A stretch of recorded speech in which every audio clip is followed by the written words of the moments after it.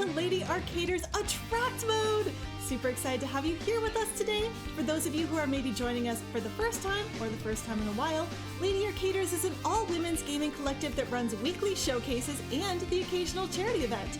We strive to uplift and encourage women in their gaming endeavors by cultivating a supportive environment in which to showcase their talents. Thank you so much again for joining us. My name is Charbunny. I'll be your guider for today as we see some incredible Pokemon action. But first, little announcement, it's that time of year again. Time for free games! Open up your gifts daily on our 2025 Advent Calendar. Every day at 9 a.m. Eastern until the 25th, a new game will be revealed at ldy.gg/gifts. These games have been recommended by Arcaders, so thank you everyone for your suggestions. This has been such a treat for me. 9 a.m. Eastern is way before I get up in the morning, so when I open my eyes, when I open up and greet the day, there's already a free little game waiting for me, and one of my favorites so far this season has been Clues by Sam, a little deductive logic game that absolutely scratches that detective itch, so I'd highly recommend checking that out. That's again, ldy.gg/gifts. And speaking of little treats and gifts, today's showcase is going to be a Pokemon Legends ZA run up to rank F. For those of you who don't know, that is the latest and greatest in Pokemon, featuring a new interesting battle system, and it is going to be a fantastic time. Please join me in welcoming Professor Burtch to the stage. Professor Burtch, welcome to the show. Hi. When I was a young girl, my father took me into Lumio City. Anyway, hi, yes, I am Professor Burtch, and I'm bringing to you today, as Char said, Pokemon Legends ZA Rank F. The run is going to be quite fast-paced for most of it, because this is just kind of a quick jaunt through what is essentially the first act of Pokemon Legends ZA. As any percent currently sits at like 6 hours and 6 minutes, so clearly we're not doing that today. But no, we're going to go... when I click ready right here, we are going to go on a nice quick 2-hour adventure through the first leg of our time in Lumio City. But also, I have my lovely commentator here joining me for the vibes. Hello. The Fitnessgram Pacer test is a multi-stage aerobic capacity test. I'm just kidding. Hi, I'm Chibi Carrera. I have not speedrun this game yet, but I have played it casually, and I love this so much. I'm very excited to be here. Thank you so much, Birch, for having me. And let's go get some little guys. Let's get rank F. No, and maybe I'll get guys, you to speed. Right? Maybe I'll get this to get you to speedrun this someday. Anyway, time will be like I said. Time will begin when I click ready in 3, 2, 1, go. We're loading in here, setting up some turbo, and we're just going to be doing some cutscene skipping and menuing to start off here because, of course, this is a modern iteration of a Pokemon game. So there is a bit here at the beginning that the first 30 or so minutes of this run is kind of going to be us getting through the tutorial of it all. Once I have control, I'm going to bring up the menu, and I'm going to go to settings real quick, put text speed to fast, even though I'm turboing through it all of it. Going faster is fine, and then camera settings to high sensitivity. We are going to be tuning our camera a lot, so having that be as smooth as possible is also helpful. And title screen. Is this the part where I'm like, casually, it took me like 10 minutes to get here because I was just looking at everything? Yeah. I'm glad I'm not the only one who talked to literally everyone I possibly could before moving on. They were like, this is Kalos, and I'm like, it sure is! Yeah, for those of you that aren't familiar with the game, this game takes place 5 years after the events of Pokemon X and Y. If you have played those games, Pokemon X and Y was one of the first 3DS games I was able to play. To be completely fair, Gen 6 question. Yeah, what? Gen 6 question? Oh no, Gen 6 is the best gen. That's all I'm saying. I was gonna be like, you know what? It's not my favorite, but I definitely did enjoy it when I played it. Greninja, my boy. Anyway, this is Urbane. Urbane is more or less going to be our rival for this game. And if you've played the full game, Urbane also gets us into some trouble. Like with the equivalent of the Lumio City Mafia, spoilers. But for now, he's just getting us to be a part of his commercial for Hotel Z. And we're going to be skipping another cutscene. Did you say the Lumio City Mafia? I just want to confirm that was a phrase that happened. Yeah. Uh-huh. Okay, all right. And cool. It's run by the greatest character in this game. We're not going to see a lot of the cast of characters that is in this game because we are only going essentially through Act 1, but please play this game. This game has some of the best character designs I have seen in a Pokemon game in years. The NPCs are absolute chef's kiss. And we're going to see a little bit when we get to a side quest portion, but there are also just the dialogue, some of the just generic NPCs throw out at you. Amazing. 10 out of 10. Anyway, our bag got stolen, so now we get to chase after the Pancham with what's clearly the 3 starter options for the game.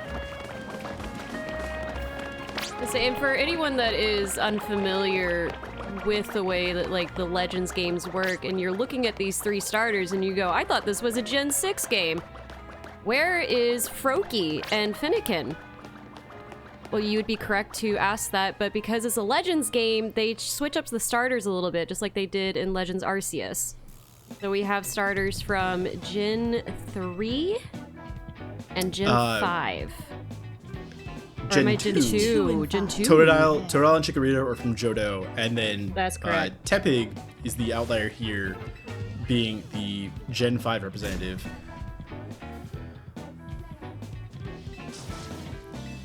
I was trying to look all cool and knowledgeable, and then I messed it up.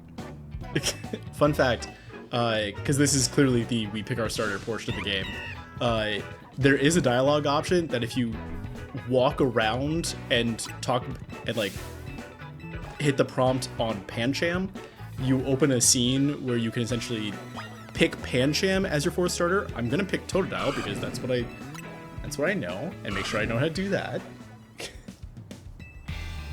See, I didn't know about the Pancham. Like, does it actually let you pick it? No, it doesn't actually let you pick it, like, but it is just a funny, haha, here's a little Easter egg cutscene, because the dialogue that we're kind of skipping through does say, hey, pick one of these Pokemon in front of you to, like, battle with, more or less. So you technically do have the option of, since Pancham is a Pokemon in front of you.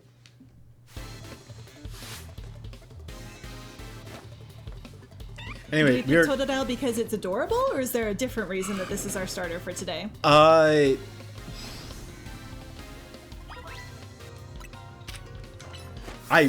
Sorry, I was about to say something entirely else, and I got no. So sorry, I'm distracting you during the literal first battle of the game. So frankly, in the grand scheme of rank F, we could probably pick anybody. Totodile just, I think, has the better moveset from against some of the matchups we were fighting. You could frankly go with any of them.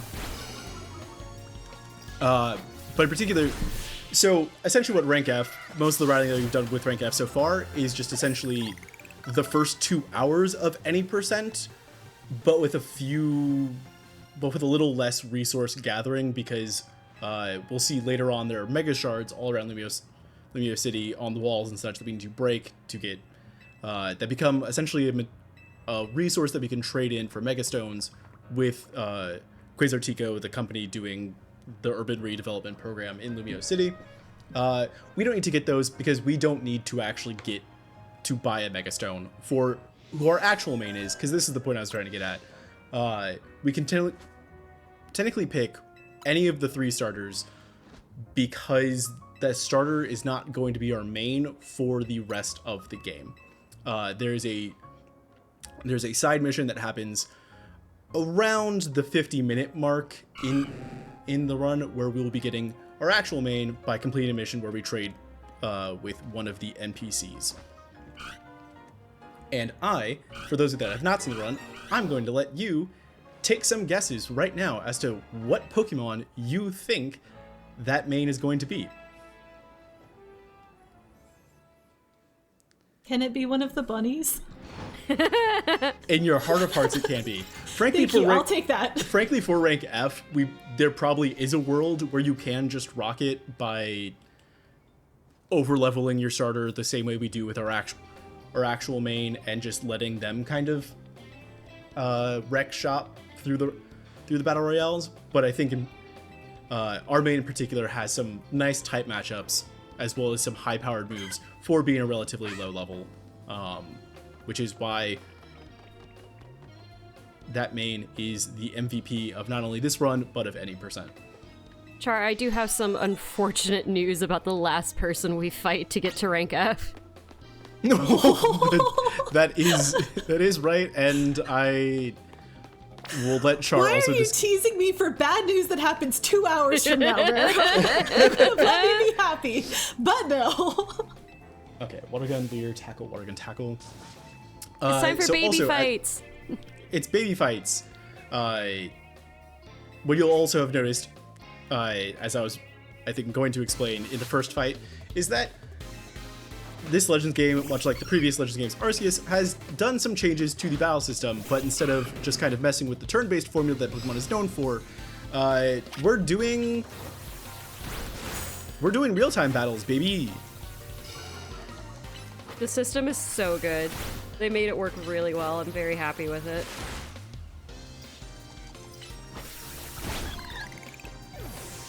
Water gun, leer, tackle, water gun. And there is, because our moves are on a cooldown and not time-based, there is a sort of order. That's a bunny. There is sort of an optimal order, knowing off of stats and such, that we are doing, and that was a crit, I believe, so that turns that last water gun from a range that we are very much familiar with to just an instant knockout, which is pretty good. See, when I play Pokemon games and they're like, here are some like stat changing moves, and I'm like, the only stat that I want to change is the enemy Pokemon's HP. But then this system came out and I'm like, oh wow, these stat changing moves are actually useful. Yeah, definitely when I first started playing in this system, the whole cooldown real-time thing genuinely made me appreciate. And here's another cutscene to skip. All we missed there is that AZ's Floette here, if you've played X and Y, you know who AZ is, but we'll be meeting him in a second. Floette comes in and unleashes a Light of Ruin in a very comedic anime style. And it's very funny for one of the first big gags of the game. Anyway, If you have not played survived XY, our first night. please play XY. Please play XY. If you can find a way to do so, do so. But yeah, we have survived our first night in the ZA Royale, technically, after getting accidentally caught in it, and we are now finding our way to the humble Hotel Z to stay the night. Stay the next couple of nights anyway, but you know. Tomato, tomato. Tomato, tomato. We're here forever. Or at least until our vacation's up. Whom started this poll in stream chat? What does the poll say? How to pronounce this town's name? Lumio City, Lumiosity, Lumiosity. We're not doing Lumiosity. Oh, just because you said that, now it's gonna start winning. Good, fine, I don't... Oh, I caught it right at the tail end of that. It was a perfect tie. So anyway, we are just in the midst of a little cutscene section as we finish off our first night here. How are we feeling? We're like 10 minutes into the run, I think. Ish. I saw one bunny so far already. I'm doing great. That's one. I do love me some Totodile. Look at his dumb little face. He's just no thoughts in that brain whatsoever. Like me running this game. Every time I see him, I am just ecstatic. Just like me, for real, for real. Anyway, AZ, the Lakers need you. But I guess you're here running a hotel.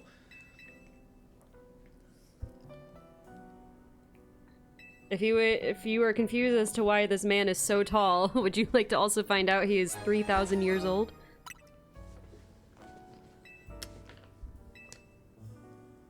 you know, just Casual normal Pokemon things. Pokemon things.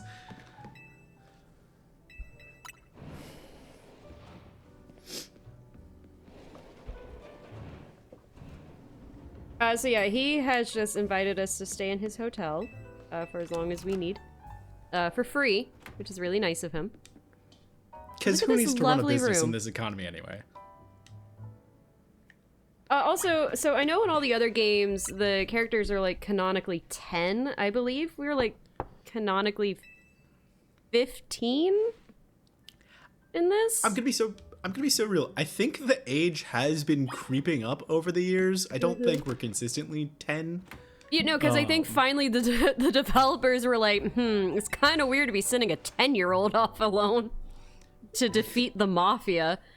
Whereas I think at least like, I think starting around like Gen 5, it started to feel more like 16-ish. Like we're at least a teen before we're just kicked out of the house. Yeah. Ah, the City of Lights. So anyway, now that we know that France is canonical to Pokemon, do you think the French Revolution happened? Oh, for sure, for sure.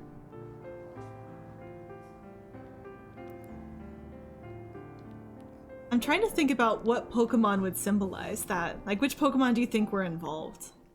Pinsir. And That was a fast answer. Alchemy. Do you want to know why that? Do you want to know why that's a fast answer? Yes, I would like to know why this is a fast answer. Pinsir learns the move Guillotine.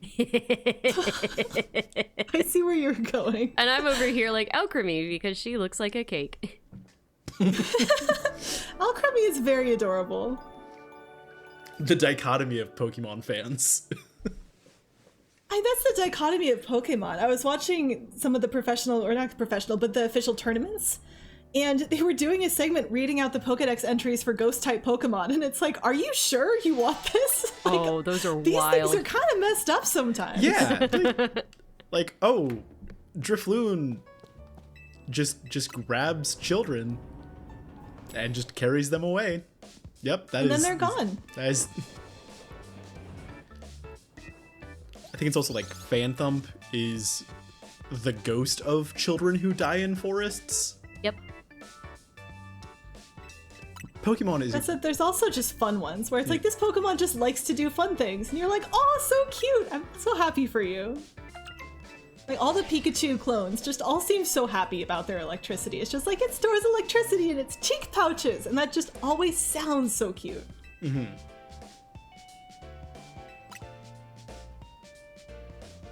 Anyway, this is the section where we are told what the ZA Royale is, despite getting caught in it last night. And we're officially signing up for it. The ZA Royale is one of the main tentpole pieces of this game's narrative structure. Hence why this is rank F, and that we're stopping it once we get to rank F. And that we're going to see as we sort of play through this run, the gameplay loop is going to be us gathering enough points for a challenger's ticket, doing a promotion match, ranking up, rinse and repeat. All the way until we get to rank F at the end point. So we're leading into a quick little rival battle in the next couple of minutes before we do the last couple of little things. Remember, we also haven't learned how to catch Pokemon yet, so we still need to do that portion. One of my main complaints about this game is and this is just something Pokemon has been doing for a while in the modern games. It is very handholdy at the beginning, but as soon as they like allow you to have your freedom, you get your freedom. Mm-hmm. But I just remember like, you must finish like all this tutorial section before you can change your outfit, and I was just like, why? I just want to go shopping. Mm-hmm. This is also where we learn how to dodge roll, as Urbane's going to show us in this hotel lobby. Because, much like in Legends Arceus, the other sort of tentpole of gameplay in here is going to be our fights against rogue Pokemon that are much more danger and just us kind of like or especially the rogue mega Pokemon, I should say. There's Pokemon all around Lumio City, so they're already kind of rogue in that way. But specifically the rogue mega Pokemon, to calm them down, think the Lord fights in Arceus, if you did those, where there's going to be attacks thrown at us by those Pokemon that we have to dodge, otherwise we get knocked out ourselves. Anyway, now that we have our dodge roll, that's going to be our primary form of movement for the rest of the game. Because, in a very silly way, dodge rolling is one of the fastest ways to move around, but there is a hierarchy to it, which I'll try to explain while I'm beating Urbane here. What are we going to do? Okay. But Urbane is an interesting rival to me in that, like, in so past Pokemon games, the rival would always take the Pokemon whose type matching had an advantage against yours. In more recent games, your rival takes the Pokemon that has the type disadvantage. Urbane just takes both of them. Mm-hmm. Because technically all three of them are Urbanes to begin with. And he more or less just kind of gives us Totodile. I love how we utterly destroy him with the Pokemon he himself raised. It's like, just let me show you immediately that I am a better trainer than you after spending 5 minutes with this Pokemon. We're 2v1ing Urbane with a Pokemon he gave us. Look, you know what? We're not the stepmom. We're the mom who stepped up, all right? The mom who stepped up. All right, all Urbane did was, like, hatch them, probably. We're the one raising this Totodile. Mm. Anyway, so you're going to see me dodge roll a lot. The funny thing about dodge rolling in this game is that we found it, so there's also the sprint button. Sprinting is faster than walking. Dodge rolling while holding a direction is faster than running. Dodge rolling while holding no direction, so neutrally, is faster than dodge rolling while holding a direction. And then dodge rolling while holding no direction and crouching is faster than all of the previously mentioned versions. That's wild. All of this is going to be on the test. Multiple choice. Yeah, this is all. I was going to say this is all going to be on the test at the end.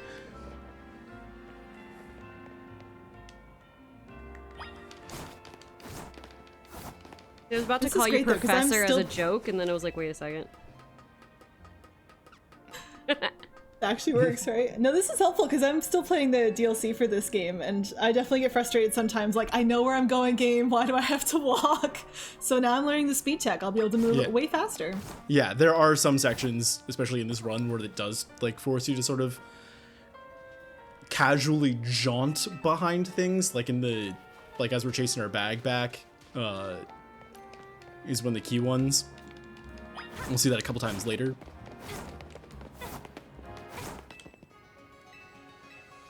Anyway, talking to our first nurse, Joy. So we're getting the Pokédex app. Chat says all of this is faster than reloading, much like switching to your secondary. Yep. Why don't you switch to a better game? Anyway. Dang! Also, speaking of Switch 1, Switch 2, this game is on both. And for the most part, this does run fairly well on the Switch 1, especially comparatively to, say, like, the assumed difference between, like, how Scarlet and Violet run on the Switch 1 versus how they run on the Switch 2. So you can do this run if you have the Switch 1 version. I wouldn't recommend doing any percent because that by the time you get to the end of that run, we have done the testing, and there's about an extra hour just in load times between the two consoles, so that's fun.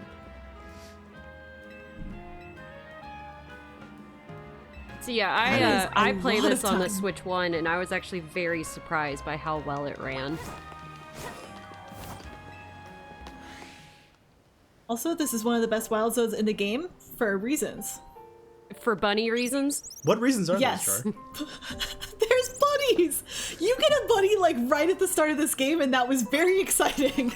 The only time you get one faster, I think, is when it's literally your starter in Sword and Shield, and that's it. So this is beautiful peak Pokemon right here. You heard it here first. Char is going to pioneer bunny percent in all the Pokemon games. I'd play that. Okay, that's tempting though. Anyway, that first one is a scripted breakout, so now we're gonna actually catch the fletchling for real this time. For real. I think I remember being like really upset about that. I'd be like, hold on, no. This never What do you mean? happens in the tutorial. It had 4 arrows. And a bunny. Bunny! Let's hope Bunnelby plays nice and just gets in the ball the first time. Come on, Bunnelby, you can do it. Do it for Charbunny. That was not the... It's alright, Ball Guy will get it for you. Oh, caught it for first ball. Let's go. Or You have a bunny. Are you gonna use it at all, or no? It's just gonna be in a box forever? actually, we are going to use it for this instance because instead of but really just kind of for not in any battles per se, but we are going to use it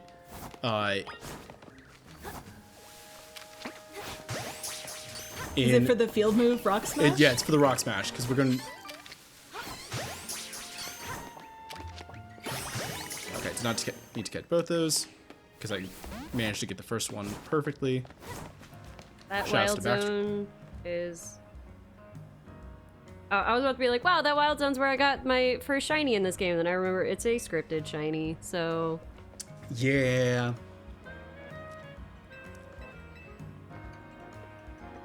There's a side Want to mission talk to get about how this game hands out shinies like candy? It's beautiful. Hey, I can love we it. can we without- not? Because I haven't gotten that for some reason. Everyone Like else any is. shinies are just not the shiny charm. It's a mystery. If you want I the have not shiny gotten the charm, shiny all you charm. need to do is beat 1,000 trainers.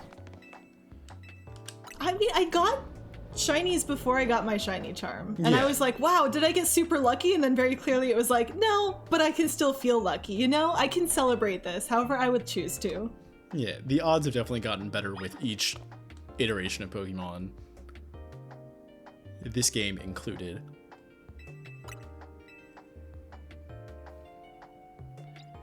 Anyway, this is Mabel, the professor for this game. If you played XY, she's formerly Team Flare. She's essentially... Spoilers! Yeah, because it's always so hard to spot the villains in a Pokemon game. That's usually such a difficult the over-designed twist to one, as identify. well as if you look at her gamer chair in the background and are familiar with Pokemon XY, you can see that's the Team Flare logo. Anyway, she's kind of doing this gig as like community service effectively. On like a plea deal. And she's looking great while doing it. She's looking great while doing it. Alright, we have now gotten the Rock Smash TM. I think I remember like reading Mabel and being like, that's barely a tree. You can't be a real professor. I had to unmute just so you know I laughed at that because that was really good. Thank and I want you to you. get credit for that. Thank you! I'm hilarious and I'm glad that someone finally That's- acknowledges it.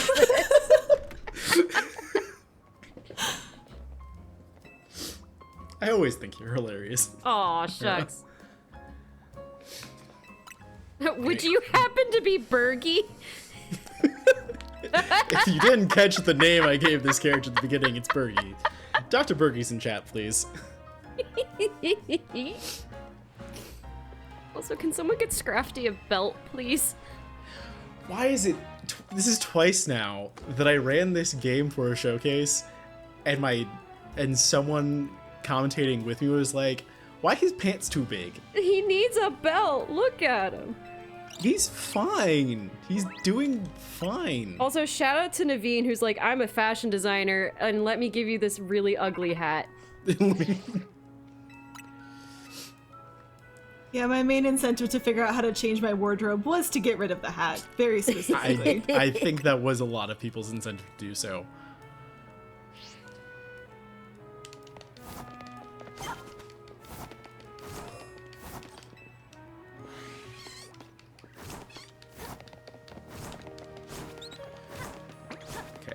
So where are Nope. we off to now? That's not the Pokemon I wanted to throw out. We are do you know going about to Pokemon? actually grab a couple of EXP candies real quick after we break the rocks that were in front of Hotel Z. Using the rocks move Rock Smash we just taught our Bunnelby. Playing this game Pokemon casually, I can't was hurt you, by the trying way. really hard to not fast travel everywhere. Like, I wanted to, like, run around and experience the city, but I could not find this hotel on its own. And they're complaining about, like, lack of hotel guests, and I'm like, it's because no one can find your hotel. Yeah, it's tucked away in this little area. Okay, so we're gonna grab one EXP candy, small. Gonna make sure I don't fall off this. For those there's two- unaware... Oh, sorry, go ahead. Yeah. No, you. I was gonna say, for those unaware of like what the EXP candies are, it's basically just a candy that grants experience points to the Pokemon to help it level up. It's just a smaller version of a rare candy, which a rare candy gives the Pokemon 1 level. But each experience candy just gives experience that moves it towards leveling up. I'm going to have to take a second next time I get control to menu to give those candies to Totodile before I get into the ZA Royale for tonight. If we're also talking about how sort of hand-holdy this first section of the game is, even this first actual ZA Royale that we're competing in is scripted. The battles themselves can go however which way, but the actual trainers we fight in it and the extent of it is scripted. So what I'm going to do is I'm going to give Totodile those 2 EXP small candies, which will bring Totodile to level 14, which is basically a high enough level to like just one-shot most of the things in it. Let's go to the satchel. I love how when I played Pokemon as a kid, I would just overlevel one Pokemon and that was it. And then I got better and I was like, I'm gonna have a good balanced team. And then you look at speedrunners who are the best and it's back to nope, we're just overleveling this one dude. Yep. Turns out, when your stats are high enough to really just reduce the opponent's stat to HB stat to 0, that's all you need to speedrun. Look how rare you called that, like, right at the beginning. I did, yes. That's how I've always played Pokemon, and so that's why like I felt like a kinship when I learned about Pokemon speedrunning. I was like, the only stat that matters is HP. That was me supposed to hit B out of the map and not Turbo A, if you want to see how fast my Turbo button is refreshing. Shoutouts to Pokemon Switch leaderboards allowing Turbo. For all the text we need to mash through, it's really great to not have to manually mash through it. Easier on the hands. Easier on the hands. But yeah, this first serial is scripted, but where a lot of the fun of Rank F does come in is that because we're doing the first 5 battle zones 2 through 5 are way more improvisational to it, because we are going to be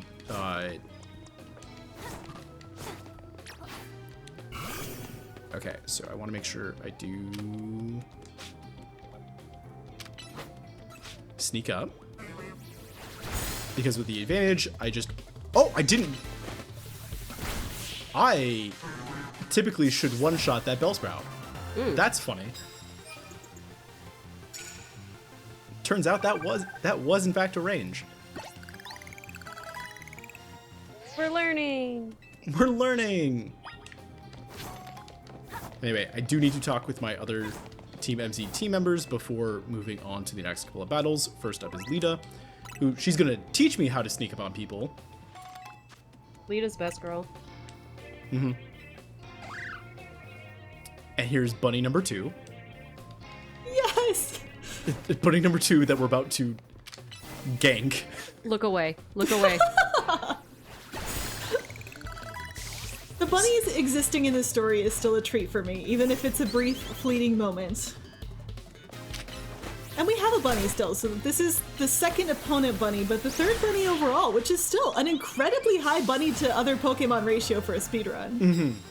So Chad is asking, besides AZ, they didn't keep a lot of elements from X and Y. For example, the player character's friends, they didn't have an appearance or mention. And there is like only one other character, I think, that was in X and Y that shows back up in this game. I believe. Yes. And like the 7 rivals that we have from X and Y do not show up again. Fun fact, Lita is the younger sister of one of the rivals from X and Y. That's correct. But yeah, we don't...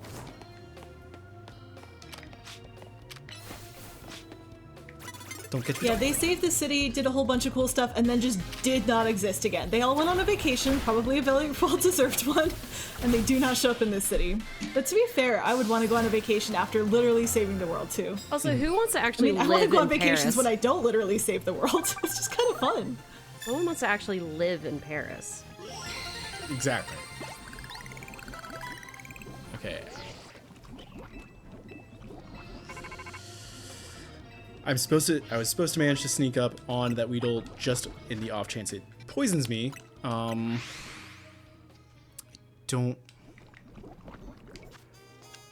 I have guy. anything?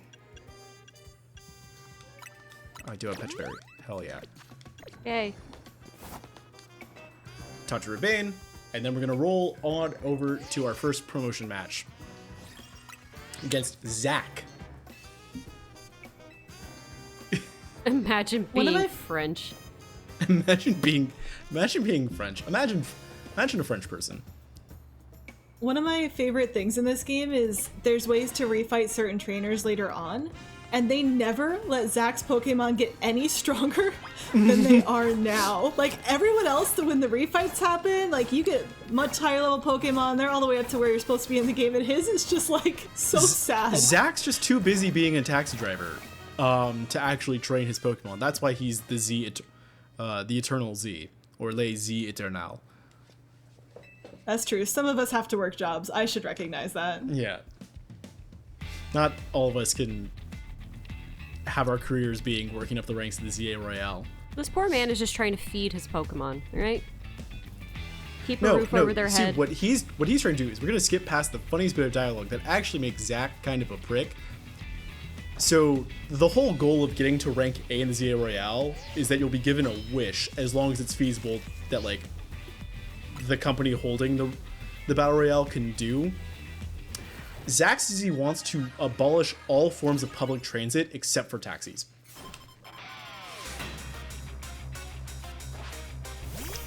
Anyway. I do love that they went to the trouble to actually give everyone a wish that they're working toward, as ridiculous as some of them are.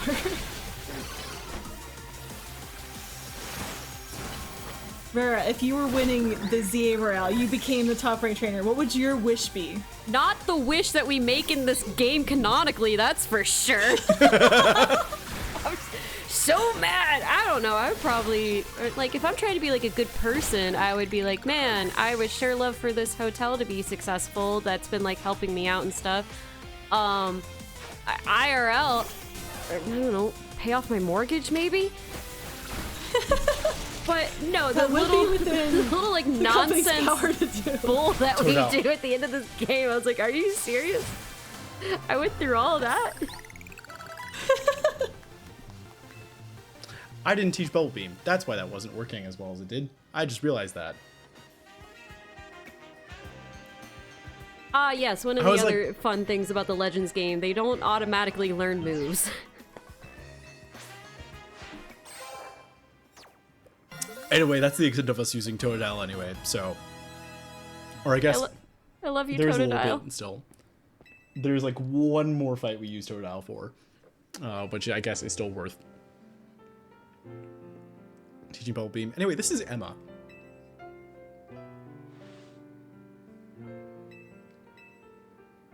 I love her. Emma's so adorable.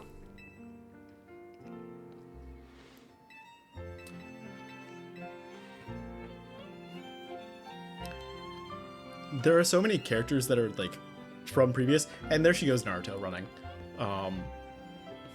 Hell yeah, good for her. She's the top detective in Lumio City, by the way.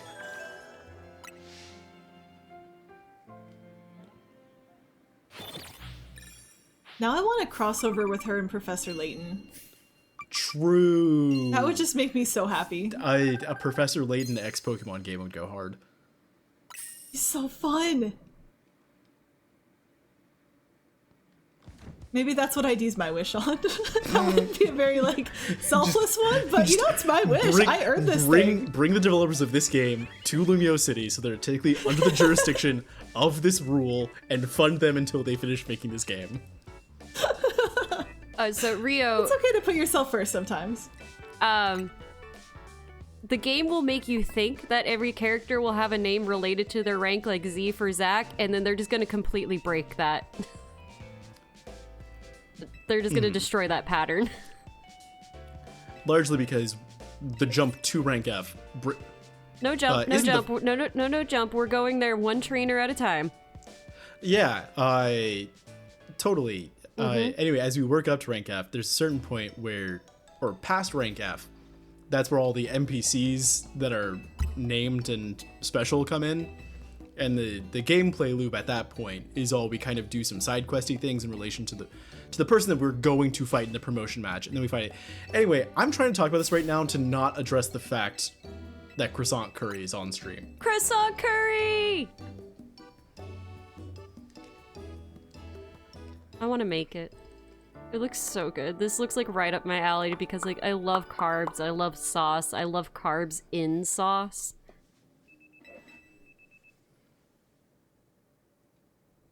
As a kid, I like to have none of my food touching, and my parents still jokingly sometimes suggest that I get out one of those kid plates with separate sections, so I do not think I would do well with croissant curry.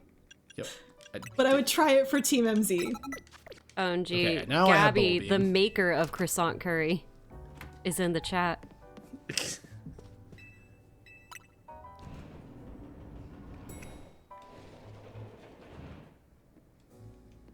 It did look good when Gabby made it, I will say that. It quite in fact did.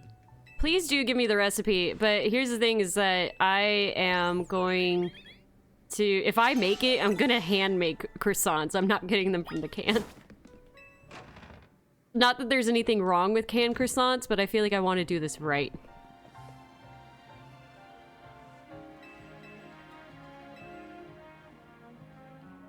I'm sorry, okay, I knew the DLC had donuts. I didn't know they were curry donuts. I haven't gotten the chance to play the DLC yet, and everything I hear about it just increasingly gets more unhinged. I haven't started the DLC yet, and I desperately want to, for the fact that it has Tinkaton. True. I will say it does not have any new bunnies, but that's because they put them all in base game, so it's still really good. I've been playing the DLC, I finished the main story, still have some quests to do, but I had a great time with it. It's one of those, I loved this game, and getting more of this game is exactly what I was hoping for. Yeah. No, I do know some of the megas the new megas that even got added in DLC, and some of my faves also definitely got some love there, which I always like to see. I desperately want Tinkaton to get a Mega, and I just want it to be exactly the same, but she has a slightly bigger hammer. You know what? That'd be cute. I'd be there for that. Like, my kingdom for a Mega Tinkaton. And of course, Maple is just going to keep telling us about research that we're not going to do.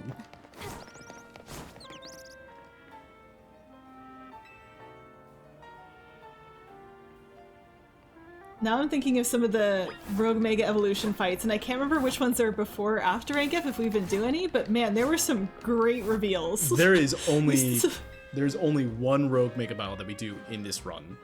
Ah, okay. Because it's the battle that effectively gets some NPC's attention that, hey, we're a trainer capable of fighting Rogue Megas.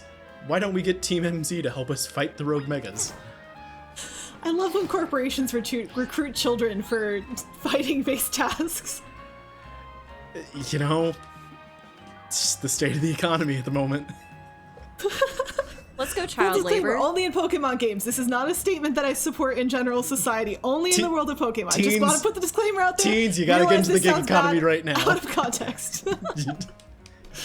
Oh gosh. Charbunny supports child labor. You heard it here first. If you got a 16-year-old in your house not doing anything, get their ass on DoorDash now.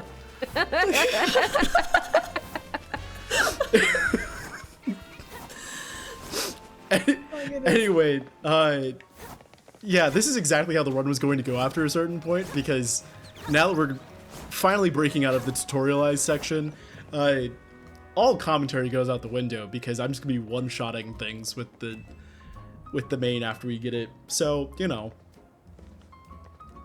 I will like to, legal disclaimer, the views of Professor Burtch do not reflect the views of Lady Arcaders whatsoever, so do not take anything that I say on the stream as fact at all.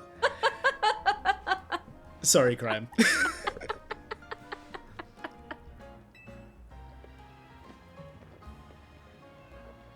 Anyway, favorite coffee? How do y'all take your coffee? I used to take it black, and then I started getting a tummy ache, so now I have to add creamer. Oh. Also, this half counts as a bunny if you look at this dude's hair. Just saying. Check it out, close up on that hairband. You can also look at the rest of him too, but you know, my attention is drawn to a certain feature. Hey Char, you remember who we fight for rank F? Yes, I do. But I'm ignoring that fact and selectively forgetting it. I'm going to talk about coffee. I don't drink coffee, but it exists. I am though tempted to go and try to make a tea blend based on the teas in this game because they all sound kind of fun. Like pan chamomile tea, I bet that would be really a good blend if you figured out a way to make it work. So I'm tempted. Honestly, some grass type Pokemon might make for some excellent teas. I'm not gonna lie. With some moo moo milk in it, yeah. Ooh. They have that, right? Isn't that one of the tea options? Moo moo milk tea? Give me some Bulbasaur Earl Grey. Oh, that would be a fun one. I think it's pan chamomile tea. They have roserade tea, because of course they do. That makes sense. But no, you come up with some fun, creative ones. Chat, what grass Pokemon tea would you drink?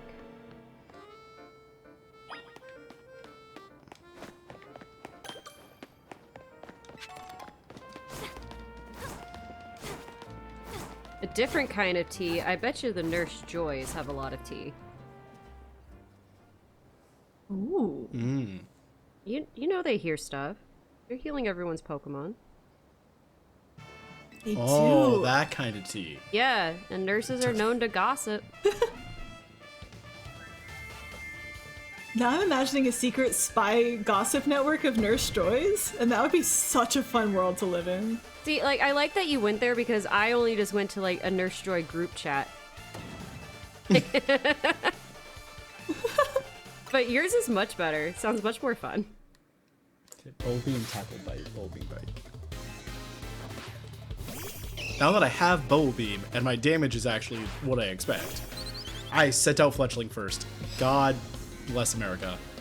Ooh, a Shaman tea.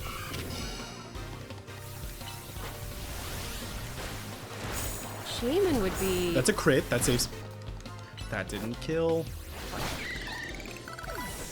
I like how Machop fainted. Machop is no longer pumped up.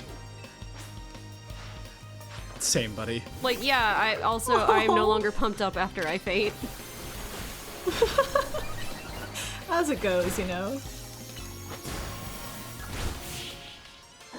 I'm getting some pretty lucky crits, but at the same time, I don't think this Totodile is that strong. Oh no. Stats. It's still a Pokemon game. Yeah, the nice thing, like the difficult thing about old Pokemon speedruns is the RNG manipulation, but it is also the nice thing. Because you knew exactly what Pokemon you're getting. No, wait. That was the last battle that we need to use Totodile for. And now we're going to take a quick dip into our third Wild Zone to catch Pikachu. I like this Wild Zone a lot. I like how like all the sections are separated. Let's hope these Pikachus cooperate today. I don't remember. I think it's Wild Zone 14 that has all the Pyroars. Oh yeah, that Wild Zone Oh my is... gosh. That Wild Zone was designed in a lab. to torment the world. If you have not played this game, there's a wild zone where trying to run through it and get items without passing out as the trainer is ridiculously challenging. It is one of the hardest things in this game. It's the I have fought the whole game, I've done all the bosses, I've done all the battles, and that specific wild zone, running through while refusing to knock things out, took more resets than most boss fights did. It was rough. It was awful. Anyway, that Pikachu spawn was also a little unforgiving because I'd like it to just be a bit away from me and with its back turned so I could just backstrike it and move on with my life. But unfortunately, that did not happen. So I did have to bring out Totodile to weaken it a little bit before just tossing a third Pokeball at it. Ooh, Pumpkaboo Spice Latte. Ooh. That would be good. Dang, that sounds good. Oh, that's I right. will It is say- Wild Zone 17. I think 14 had its own issues. What's the lore behind Pumpkaboo? Because if we were already thinking Van Thump is like a dead child, and Pumpkaboo is also a ghost grass, what's there? Because I don't really think we should be making dead kid tea if things are similar in that aspect. Alright, so the pumpkin body is inhabited by a spirit trapped in this world. As the sun sets, it becomes restless and active. Spirits that wander this world are placed into Pumpkaboo's body. They're then moved on to the afterlife.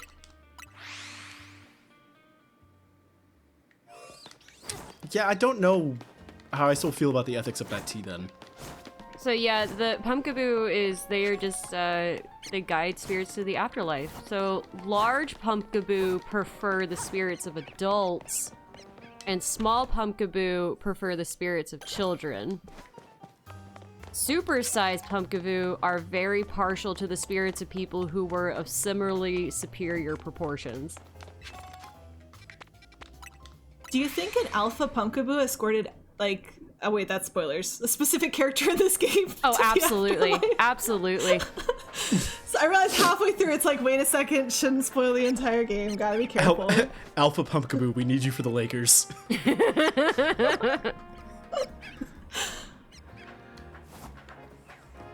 Okay, wait, like, but which Pokemon would be a great basketball? Like, Blaziken's gotta have some moves with the basketball, right? Blaziken. Blaziken's a chicken. Yeah, but what's another long, tall Pokemon? Are you saying chickens can't play basketball? Come on. I am saying chickens can't play basketball. If Airbud can play, if this Poochietta can play basketball. You know who I think would actually be, like, surprisingly good at basketball?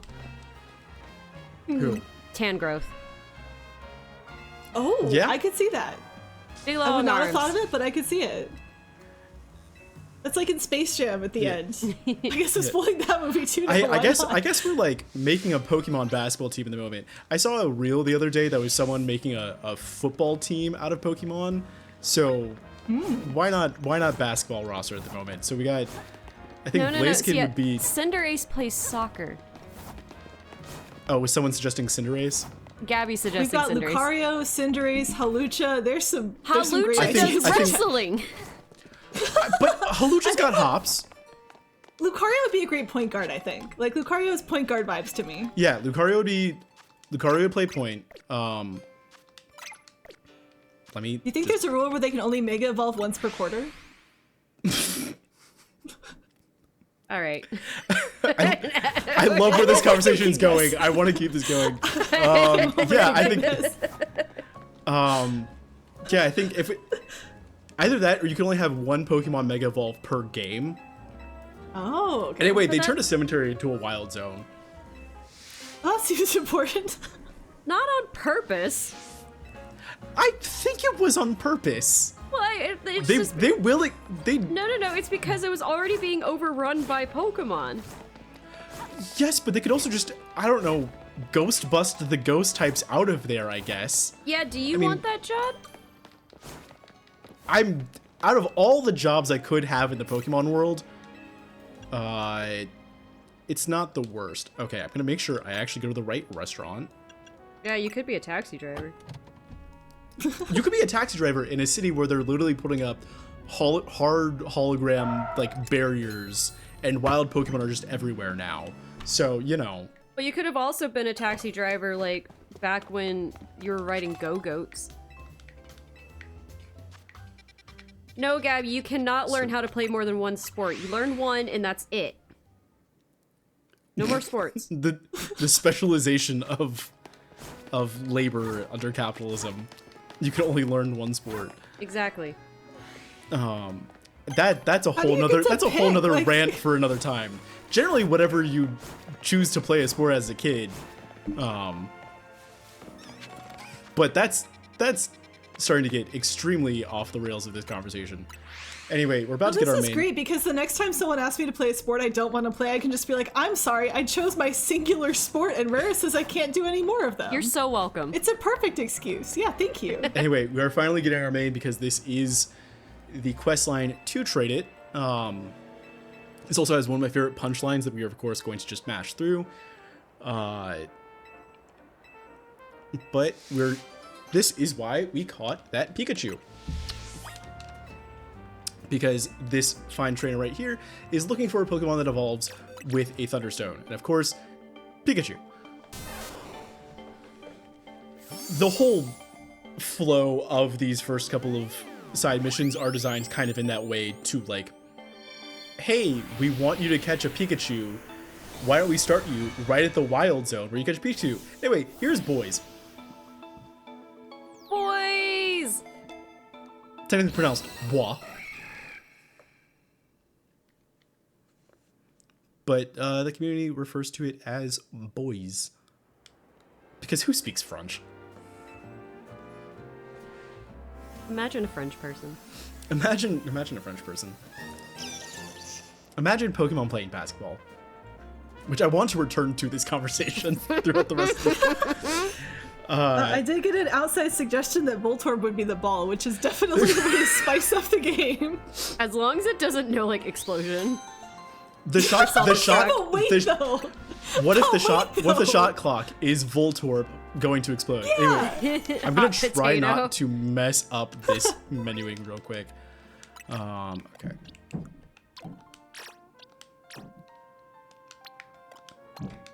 Take those two bunny.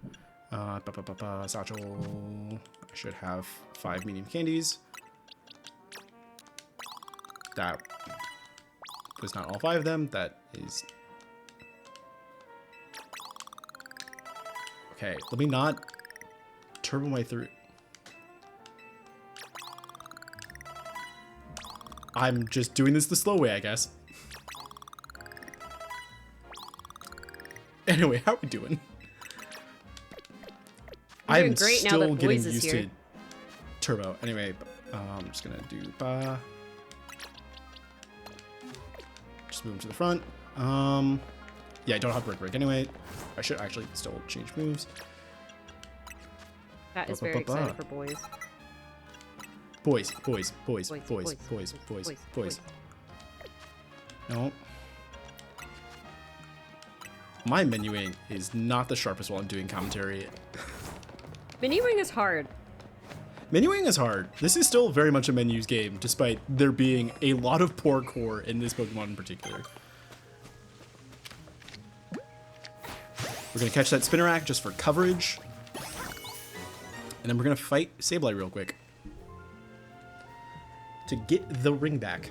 Ooh, a Lowland Executor playing basketball. Yes, that is it. I love this. We got a Lowland Executor at center. We got I'd say Blaziken. Blaziken is a good power forward. I'm just picturing someone trying to take a shot and there's just a head in the way, like, hi! Like, try to shoot over me, you can't. I'm just imagining a Lowland Executor just like standing in the middle of the court and then just leans over a little bit. Boom. Slam dunk. Like Space Jam. Beautiful. Yes. Yeah, right? Everything comes back to Space Jam. Okay, turn around. Sure, run out this way. That movie also has bunnies in it, just saying. Shoutouts to Bug Bunny. The great... the Shout out to our bunny of all local time. bunny Like, expert. yeah, we got some great ones. Space Jam was like unironically my favorite movie as a kid. Anyway, I speaking don't know of what that says about me as a person, but speaking of that's bunnies, okay. Yes. we're gonna see our Yay! first alpha Pokemon of the run in an alpha Bunnelby. Yes! Giant bunny!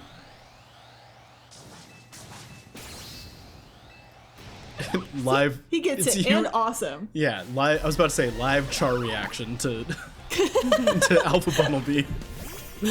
So good. Alpha Pokemon are just so hilariously large. I finally needed coverage and got an Alpha Garchomp, and that thing is just so That funny by accident in literally any image I post. Like, what the heck? The This is Alpha illegal. It's Gyarados too I big. had, I actually had to stop using because he was so big that it was like difficult to use him in battles. Because he couldn't like aim correctly because he was too big. I was like, I need a different water Pokemon. No. Anyway, But then I got I'm gonna Froakie. return this. Ah, it's a good one. Turn the cherished ring to Moir here, and that's all of our side missions for Emma. I should be level 24 now, so I am gonna do one quick little menu just to get Brick Break on. Because that's how the experience should be. Yep.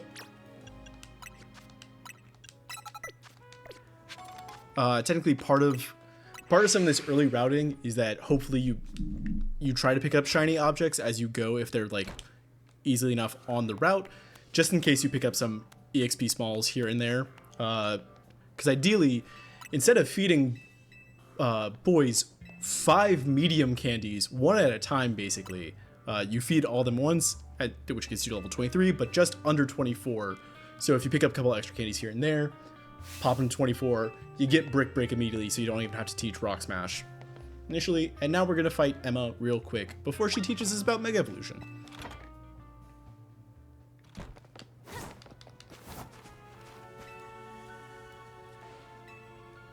I still love that you're tactical rolling everywhere. That just adds such a fun element to this. It's such a it's so fun. Anyway, What would you think if someone was approaching you and they were just rolling? I'd the be whole time? I'd be scared. I would be scared. Good intimidation tactic, right? Yeah. Anyway, block this overhead.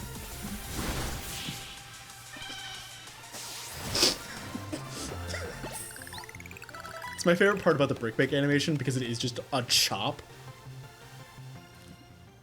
Hi, I play a lot of fighting games as well. They need to work on their blocks. That's always my problem with fighting games, is I just want to push the buttons that let me attack, and I never want to push the ones that let me not do that. And then, you know, Yeah. you get hit a lot with that strategy is what I'll say. Yeah, it's just like in Pokemon. The best defense is a good offense, which is just hitting buttons.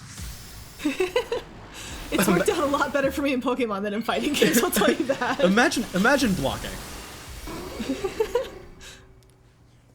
Oh, I love this Mega. What conditioner does Mega Ampharos use? I'm asking. Right? I'm asking for a friend.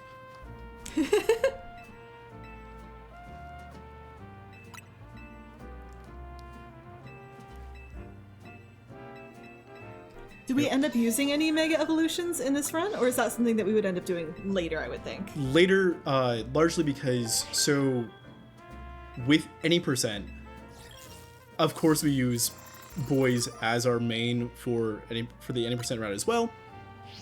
But what we do there is that we don't get access to Heracrossite until we get to rank F, because that is officially when Quasartico essentially opens up shop for us to trade Mega Shards for Mega Stones and other sort of training items.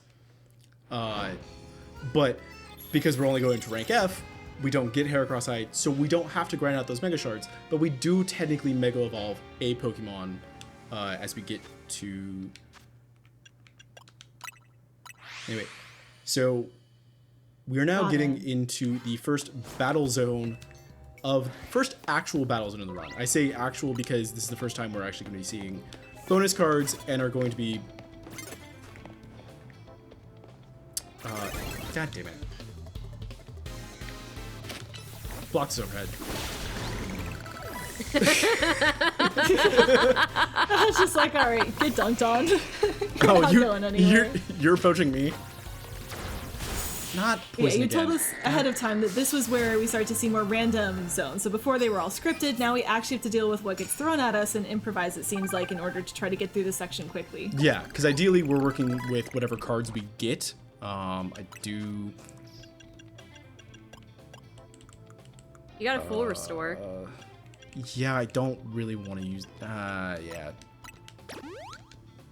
I was not expecting to get poison stinged at the moment. Just insta-poison. Yay. Anyway, sneaky overhead. But yeah, so each night, not only sort of trainers that spawn, but also placement of them and placement of these cards. Don't poison me again, I swear to God. I saw that move come out, I'm like, wouldn't it be funny if? Is random.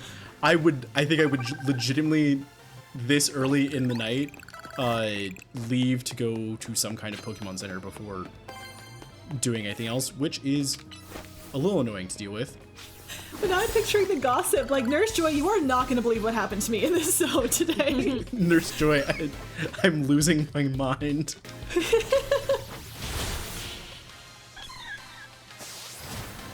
You doing the bonk For over anyone the who hasn't- head okay. reminded me with my alpha Pidgeot and teaching it fly.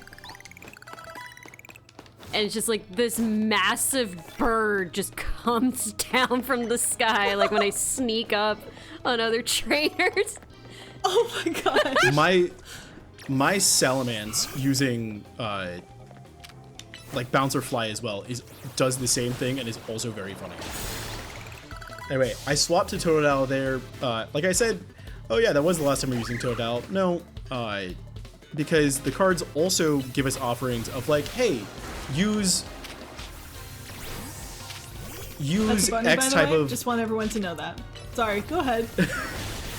Sometimes the cards are not only just like, oh, sneak up on opponent or knock an opponent the first blow, or use a super effective move. They're also like, hey, land hits with X number of moves, or sneak up with this type of move. So sometimes we do need to switch out to one of the Pokemon. It's the same reason why we caught the Spinarak, and we were hoping to catch the Sableye as well, just to have those bits of coverage.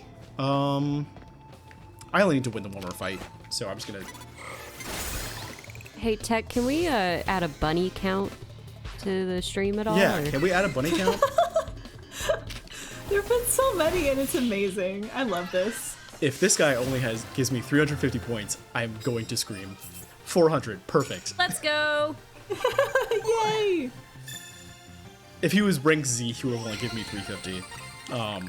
Because that's also something that has to be dealt with, is that because there's trainers of different ranks in each of the zones, like we're not necessarily going to fight only rank Y trainers or something. That also adds another level to the sort of variability of points we can obtain working up to the challenger ticket each night. Anyway, now that we have our challenger ticket, we're gonna beat Yvonne. Yvonne wants to abolish wild areas so that she can run around the city unblocked. Or I think hold a marathon. Either or. All I know is that her interest is like running. I haven't paid too much attention to the text since like my casual playthrough. She's definitely a marathon girl. Yeah. See, this is why we don't trust marathon runners. Just casually throwing out all the shade today. Hey, Heracross, can you please hit a move? Does marathons count as your one sporting event, Rara? Yes. But also, like, if you're like, I want to run like 13 kilometers for fun, I don't trust you. I'm gonna wake up. Also for exercise. Hi, I'm I gonna did wake cross up country at in high 4 in the school. morning. Okay, you know what? I had a lot of friends that did cross country, and I learned not to trust those people. Wow. Anyway, that fight was a little scuffed because there were a couple misses that Heracross had apparently. As well as like leaving the first two Pokemon on 1 health. So, you know, I'm really just having fun with ranges today.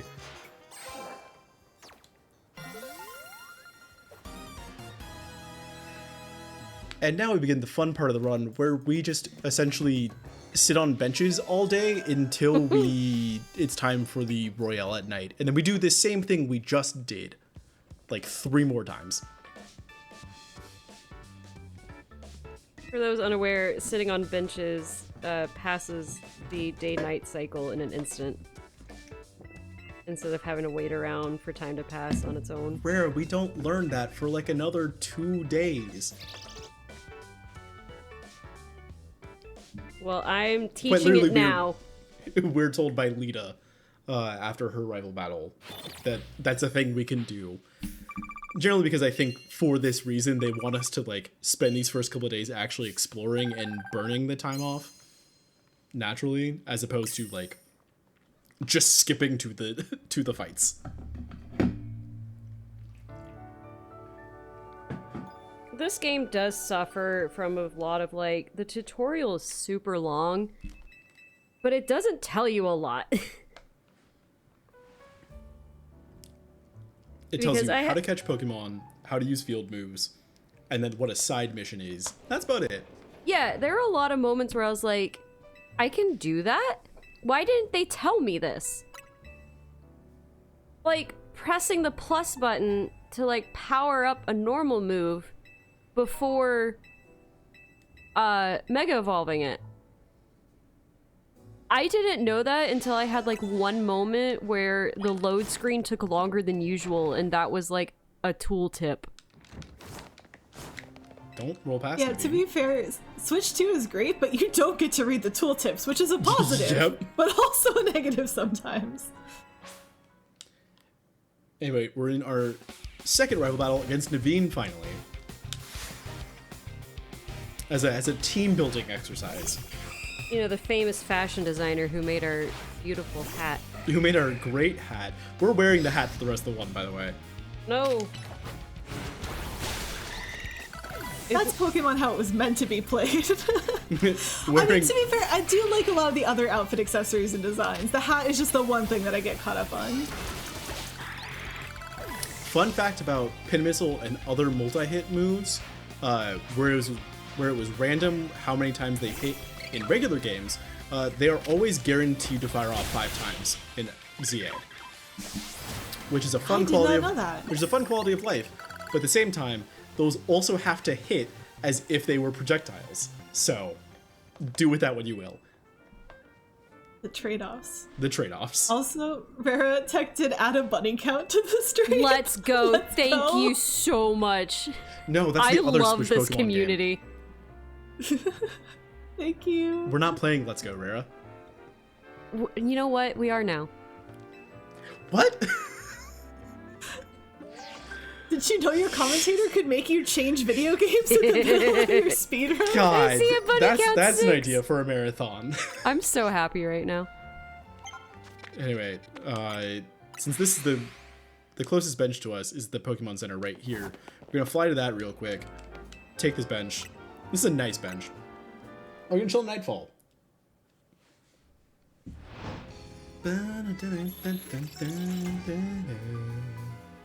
The benches is also a great way to shiny hunt. Mm-hmm.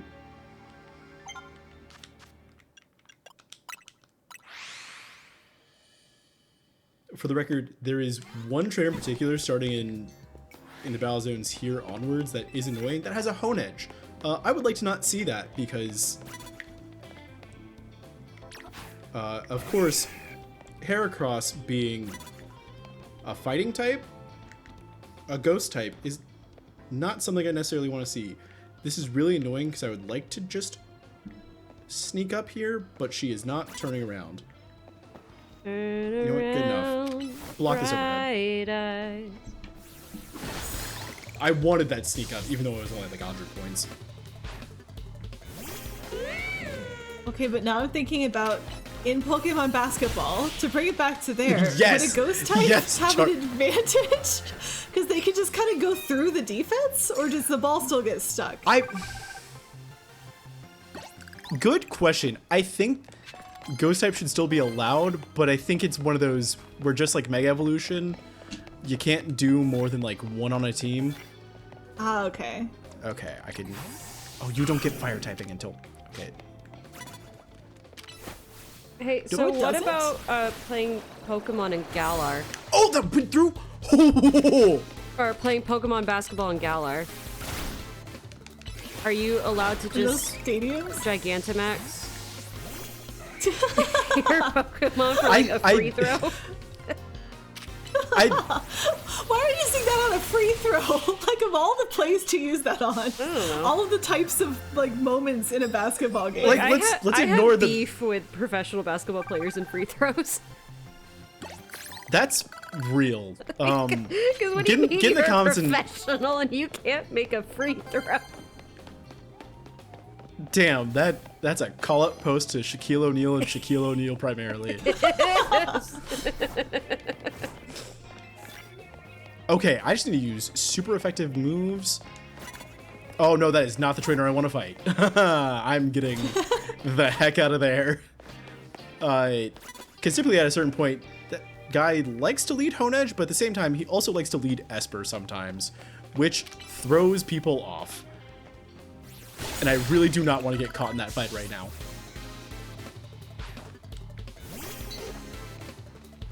Especially when in a fight like this, I can do several of my cards.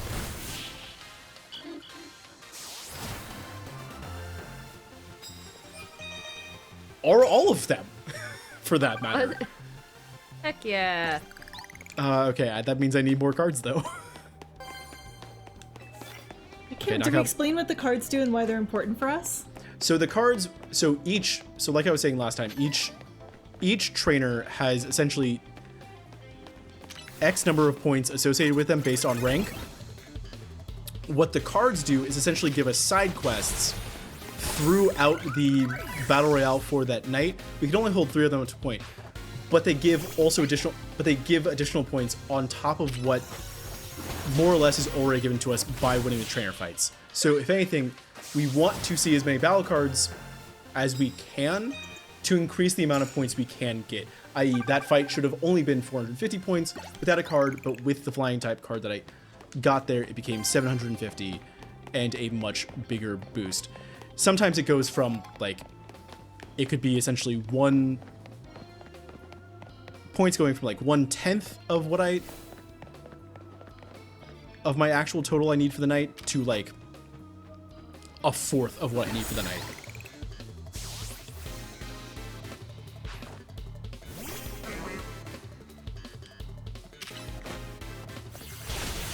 But with boys being so overleveled, most of the time, if I just need to sneak up and hit like flying type moves or fighting type moves, cards go super fast. Anyway, we are now... I do need to find one other person that's like rank Y as well at least, and then I'm good, but hopefully... Oh no. Honedge guy was down that way. Let's follow the way to this card. Oh, yeah. Can you tell what rank they are? Yes. As you can see right there, as There it is. as I get close to the trainer and highlight the Pokemon that they have, their trainer card will pop up, which will tell me how many Pokemon they have as well as what rank they are. Bunny alert, we get to Bunny increase alert, the bunny bunny alert. counter. I think it was the same bunny we saw last Battle Zone because the trainers do not have that much variation. Hence why the Honedge guy counting does appear. It's still only bunny. Anyway, that was 450, so that is our trainer ticket, and that does mean we get to go to. Oh yeah, no, I'm being silly. Restaurant Lay Wow. I'm going to. I don't need to know about Pokemon evolution. Yes, you do. Gonna heal Blah real quick, and then I'm gonna throw some overheads. You saw a chestman there. So for people wondering if you can get the Kalos starters in here, yes, you can. The Kalos starters, you can obtain them through 3 separate side missions that all come after you do the initial side mission gauntlet for Emma and like learning about it. And those are also some fun side missions. And the Froakie is the hardest one to get. If you're This bad game at does have platforming. Yeah, this game does have parkour in it, and you need to parkour for Froakie. I am sorry. And guess who loves Froakie but is bad at platforming? Hey, same. Aerial Ace. Walk it out of the spikes.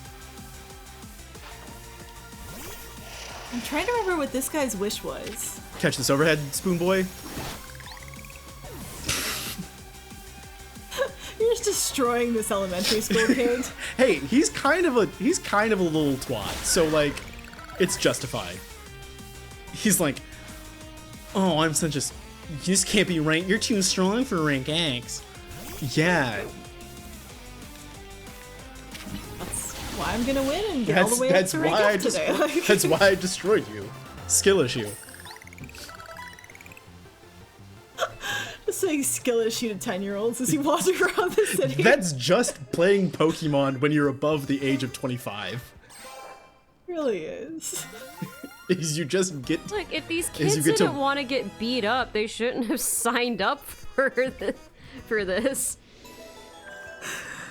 Like, it's different. In the real world, they have age divisions for Pokemon battles. Well, it's different because but not like an actual this game Pokemon. They doesn't. didn't need those there. This game doesn't have gyms, but so like the gym leaders, you know, it's their job to like beat up children.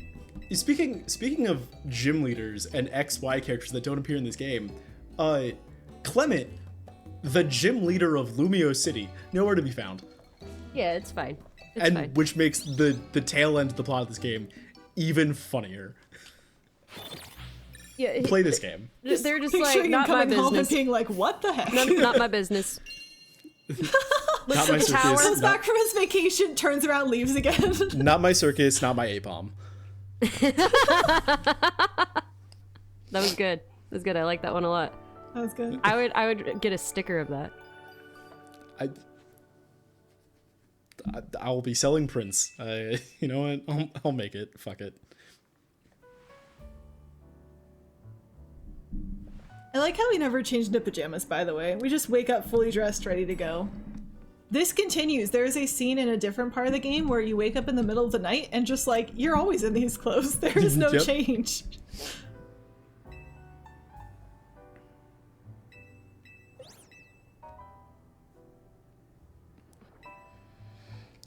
Whew. Anyway, how are we doing, gang? I'm doing great. Buddy counts to 7. Honestly- Beautiful evening over Honestly, here. speaking of bunny count, can I also get a time count? Time check? Yes. Oh, time check. Yeah. Oh, would you like it, Rara? I already had it up, but if you want to do it, Oh, you there can. you go. No, you can't. Alright, you're at an hour 20.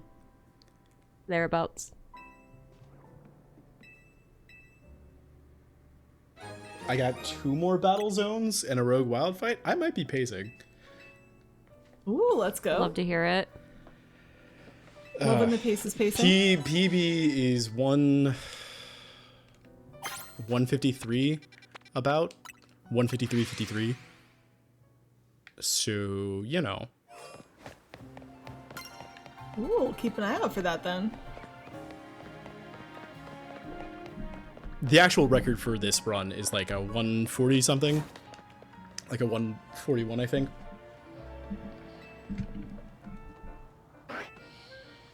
But if I could be pacing while also talking about Pokemon basketball and the ethics of making Pokemon tea, this is quite the VOD to have. Leaderboard verifiers just being like, what were you doing? That's the fun of it. Really is though. Mm-hmm.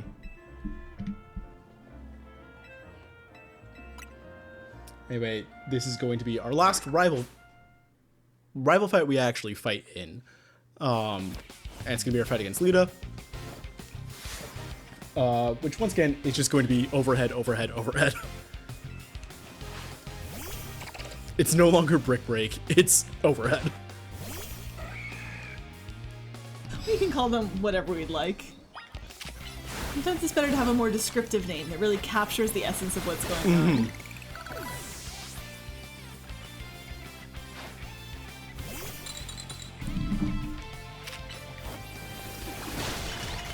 What was that it like learning these types of battles? Because I feel like normally in Pokemon games, it's like you get a PowerPoint slideshow that says, here's the moves to use. For these ones, is it similar? Do you have to worry about positioning at all? How do these ones go? Yes and no in a lot of ways. There are some times where, like, if a move calls for... So, if you heard me, like, saying some moves out loud, like, earlier on the run, that's because there, with the cooldown system, there is technically an optimal rotation of, like, oh, hey, this move, this move, this move, this move. And this is all barring, of course, missing crits, your opponent flinching you or something. But with that, so there is an order to the moves as well.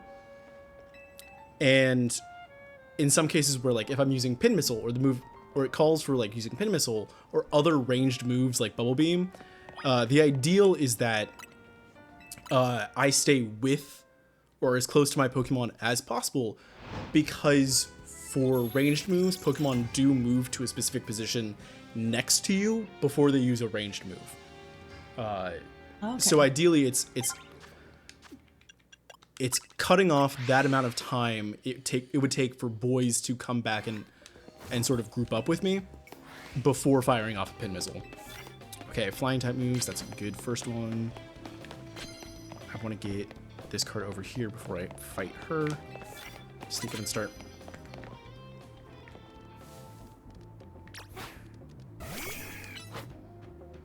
Two birds, one stone. Two birds, one aerial ace.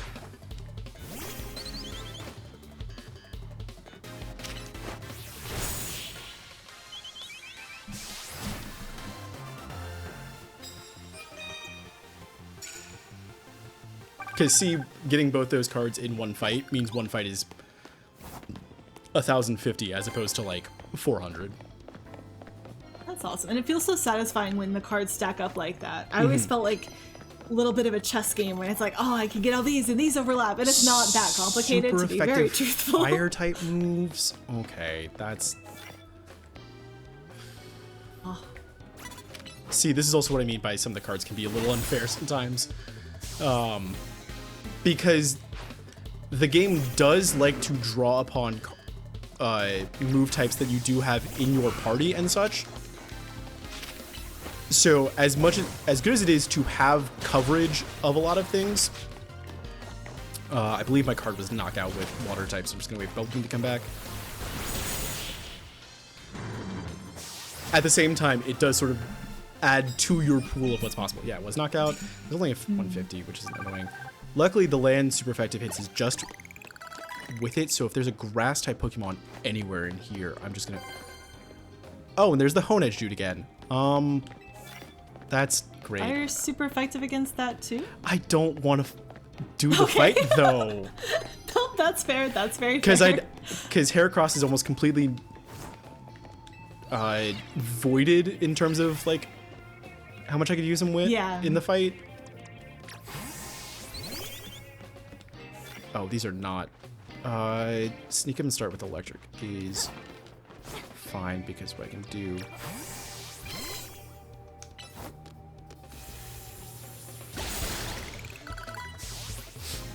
That was a knockout as well.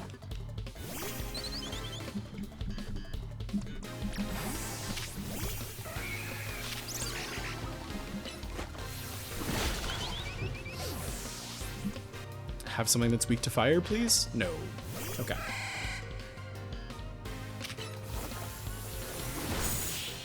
Yeah. So, trainer spawns are more or less kind of consistent, so I always know that I'm going to find people up here in these like two specific spots. It's what trainers I find up here are always going to be sort of random. Got it, that makes sense. Do you have a favorite trainer to see? Like, Honedge is the bad guy, but is there one where you're like, yes, I can absolutely destroy this trainer every time? There's one guy that has 3 Pat Rats. I think he's only like a rank Y trainer, but at the same time, being able to brick break 3 Pat Rats for a win is also very easy and satisfying. I agree. Like, if I saw a pat rat in real life, I think I would punch it. Wow, what did they do to you? Have you seen them? That is like a terrible design. Yeah. They're just on the lookout. I don't like them. I can empathize with being anxious enough that you're always staring at your surroundings. Least favorite Pokemon. Wow. Like, everyone has a favorite, everyone has a least favorite, and Patrat is way at the bottom for me. Dang. Just throwing out the hot takes today. Although the worst is Girder. Don't slander my boy Girder like that. Are you kidding me? Hey, Girder's kind of fun. No. Grimmsnarl is the Pokemon that I just, for some reason, freaks me out. That's You know my what? power That's fair. Honestly, come to think of it. I really just need one trainer and to knock something out with a normal type move. It is like the entire Dur line. Timber, Girder, and Conkeldurr. Conkeldurr. It's going down. I'm yelling timber.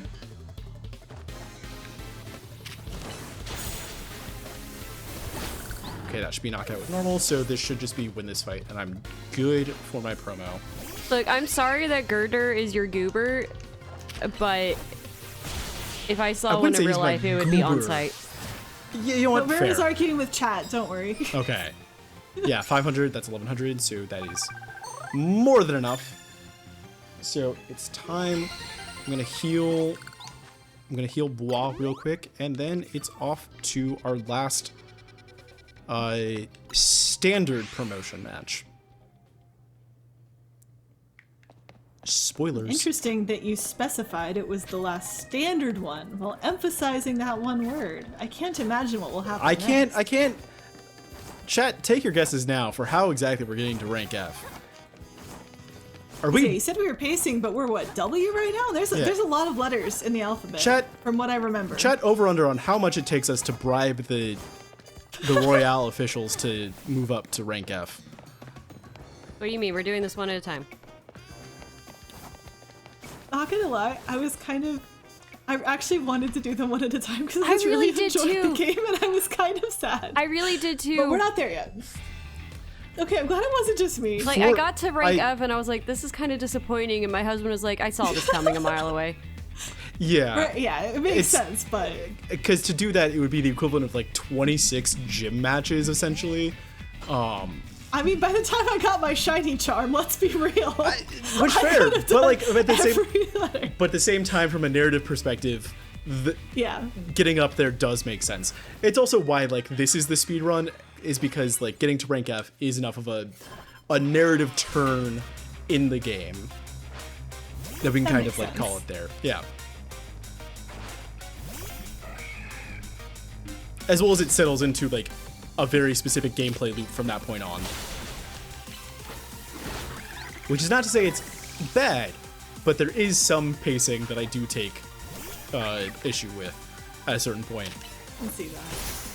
I also like that people have stopped eating their food just to cheer on this battle behind us. If I had a nickel for every great. single time I did a Pokemon battle in a restaurant on a Switch title, I'd have 2 nickels.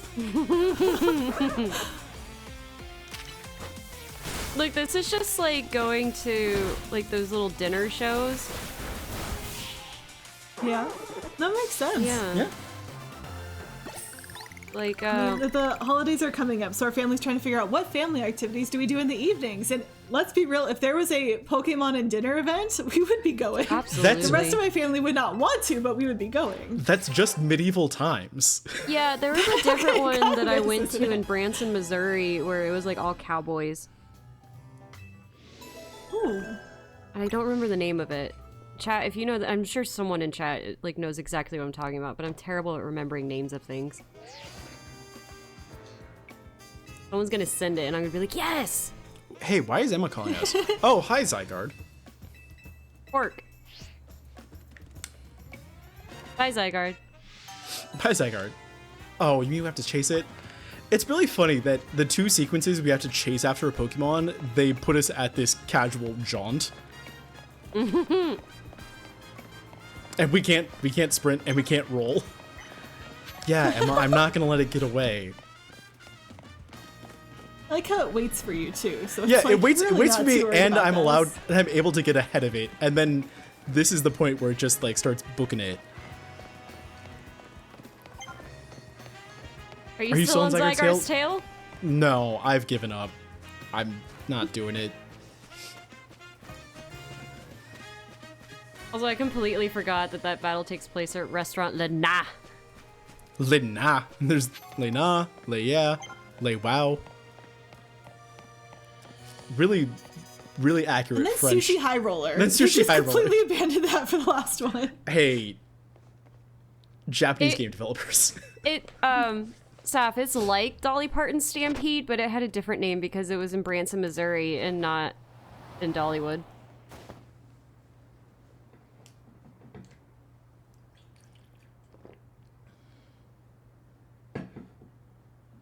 I could look this up myself, but... Anyway, we're coming to our first Rogue Mega Battle of the game, but the one and only of the run. I saw the Absol glow. She needs a kinda Mega pretty. Ring! she needs to Mega Evolve. Boing? Mega Evolving is just transitioning. You know, maybe it was Dolly Parton's Stampede then. I don't know. I went a long time ago. I We're was a kid. having several different conversations at the moment. I can bring Yes, basketball that's back. what it was. Yeah. It was. That's what it was called. It was the Dixie Stampede. Okay, that's right. They changed the name because no one says that anymore. Like the chicks.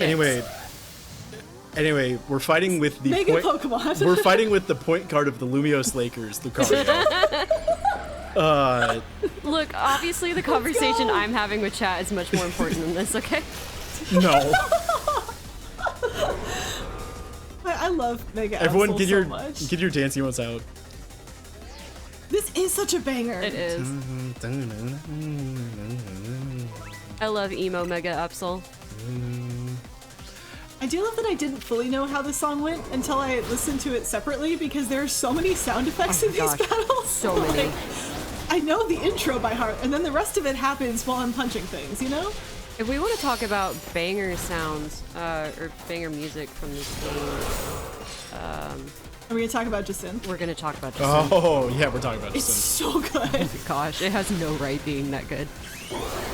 I know, that's one of those battles where it's like normally I try to play into the story and just go with where the game wants me to, but that one it's like I'm just gonna pause on this text box for a full 3 minutes to try to hear as much of this as possible before the sound effects start because it is too good.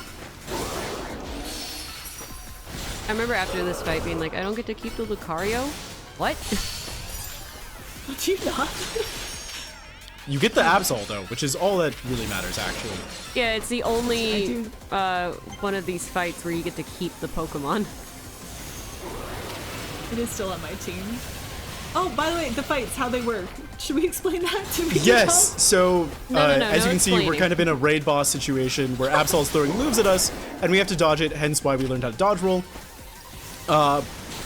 But also, plus moves are the most effective way to damage Pokemon, which at the moment, we get plus moves after we Mega Evolve. So, which is why we have to collect this Mega Energy on the ground so that we can Mega Evolve Lucario. And there's the phase break. I'm gonna pull back so I don't die. And of course, I made Lucario flinch twice. Which hopefully I don't lose to. So I'm not going to do this in one Mega, which is ideal. Unless I just get bailed out by a crap ton of Mega Energy there. Oh, that's true, Cat Trinket. You do get the Lucario post-game. Not for any sad reasons. That wasn't a suspicious disclaimer at all. Lucario's fun, though. Lucario's a very, very good Pokemon. I feel like in this game, more than most other Pokemon games, they give you enough items to level up Pokemon that you just caught, so it's easier to switch your team around and try out different things. I feel like normally I get stuck because my team's over leveled, so it's hard to bring someone new in. This game, I think I tried out more Pokemon in this game than any There we other go. one I've played, and it's been great. Yeah, Absol is down. Congratulations! Yay! Okay, that took a little longer than I'd like, just simply because I was able to do that one mega.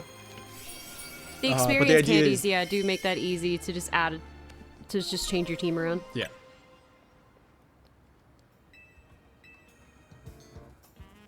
But yeah, we are going to utilize this Absol in the next little string of things. Absol is in fact joining the team, so this was worth it in that aspect. When you Anyway, finish Urbane's the, like, wait, Bergie can't use Mega Evolution yet. when you roll credits on the game, you gain the ability to like look more closely at your Pokemon stats, and if I remember correctly, this Absol is near perfect. I think so, yeah. At least has a few perfect IVs. I think at least 3 or 4, maybe. Yeah. And so that was one of Same those with- moments where I was like, oh, that's why. Yeah, it's one of those where it's, I think all gift Pokemon have at least that, because Boys is also, I think at least HP, attack, and something, and maybe speed are all perfect IVs. Mm-hmm. Also, hence why Boys is so good, We love because boys. it also has a beneficial nature for attack. So because of the cooldown aspect of this game instead of the turn-based, the speed stat now determines the length of cooldown instead of turn order, which I Essentially, actually yeah. really like. Yeah, it affects cooldown reduction more than anything. As well as like movement speed, but that's beside the point.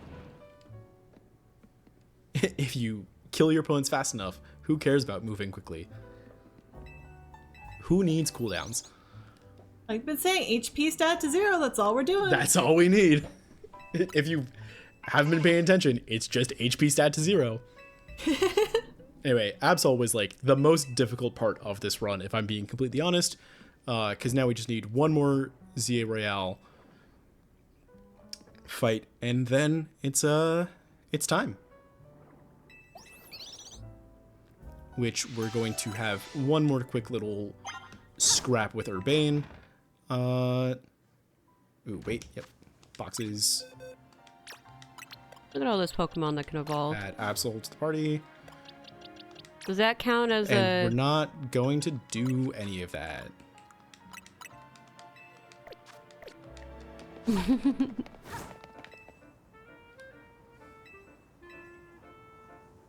I cannot get over you just intimidation rolling up to people. It's just so good. It's the fastest way to get to the text prompt. Anyway, after all that intimidation rolling, we're just gonna forfeit. We don't have time to fight a rain again. We need to get to rank F.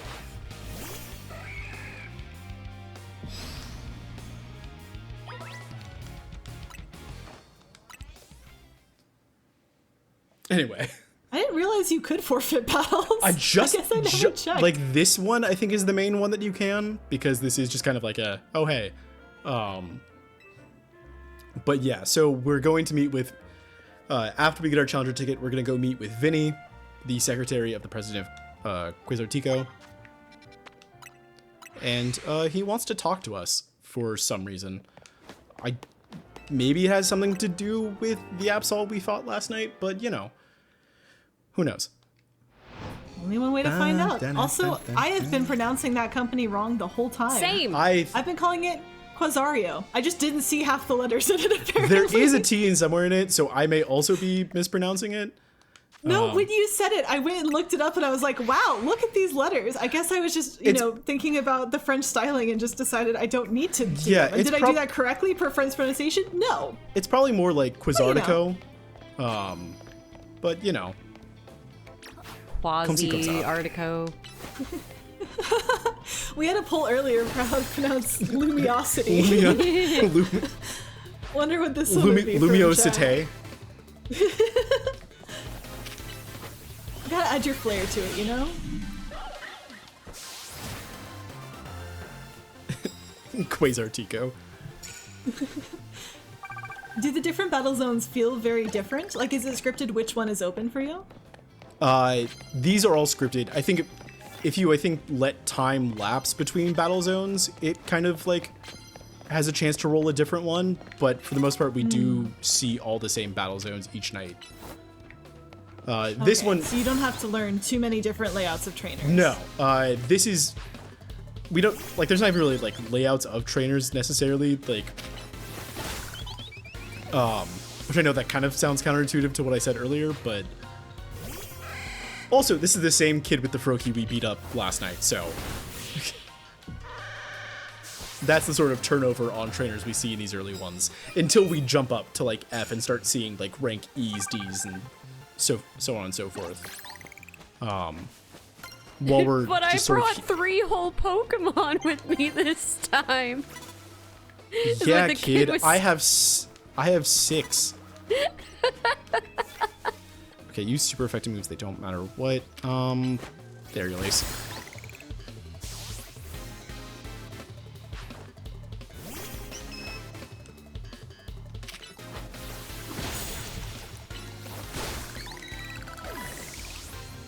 Tiago.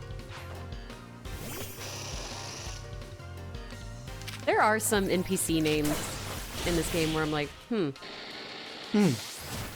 running out of names, aren't we? They had to come up with a lot of trainer names.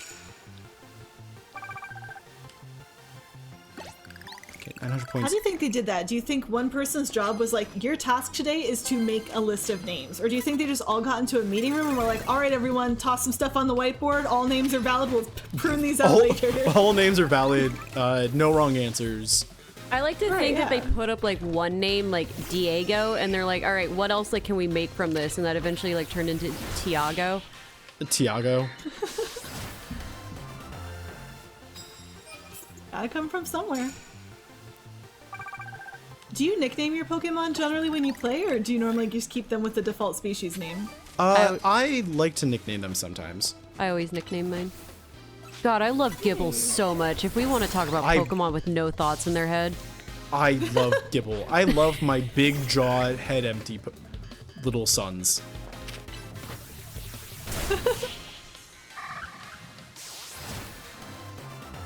In that category that is just 99% mouth.